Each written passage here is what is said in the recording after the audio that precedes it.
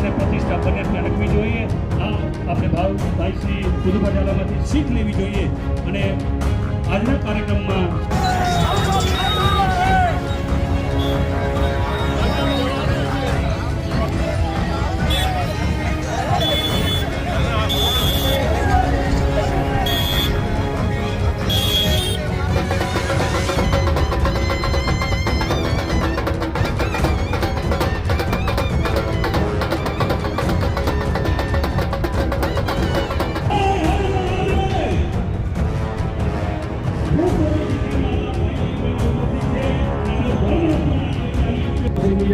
અને ખરેખર આપણે જેના માટે ગૌરવની સ્થિતિ ગુજરાતની અંદર હોય કદાચ મારી કોઈ પણ એવું કરે તો મારે પદ આપો।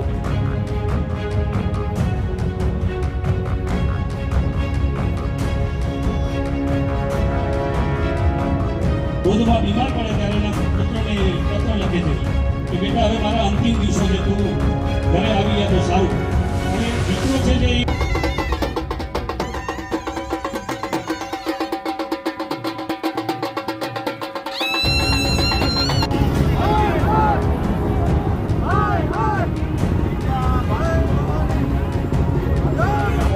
અમે કાલે શ્રી રાજપૂત કરણી સેના દ્વારા માતાના મઠથી જે ધર્મરથ કાઢ્યો છે તેમાં માતાના મઠથી જ અમને સારો એક પ્રતિસાદ મળ્યો।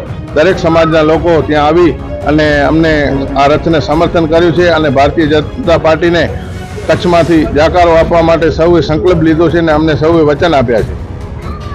ખાસ કરીને રથ કઈ જગ્યા ફરવાનું છે અને કેટલો સમય સુધી? સમગ્ર કચ્છ જિલ્લાના 10 તાલુકામાં અમે પ્રવાસ કરશું। કાલે માતાના મઠથી શરૂઆત કરી હતી, લખપત તાલુકો આવી ગયો, અબડાસા આવી ગયો, આજે નખત્રાણાપુર અને ભુજ તાલુકામાં આજે પ્રવેશ કર્યો છે અને અહીંયા શક્તિધામ મધ્ય અહીંયા સભા છે। ખાસ કરીને ભુજ પ્રત્યે કેટલી લાગણી જોવા મળી? ખૂબ લાગણી જોવા મળી। અમારા યુવાનો, રાજપૂત સમાજના તેમજ અન્ય સમાજોના યુવાનો બાઇકોથી અને ગાડીઓથી અમને સરપંચ ગેટની આગળ જે મહિલા આશ્રમ 4 રસ્તા છે, એરપોર્ટ ચોકડી, ત્યાં અમને સામે સ્વાગત કરવા માટે, વેલકમ કરવા માટે પધાર્યા અને હજારોની સંખ્યામાં લોકો અહીંયા ઉપસ્થિત છે, આપ જોઈ શકો છો। હરેક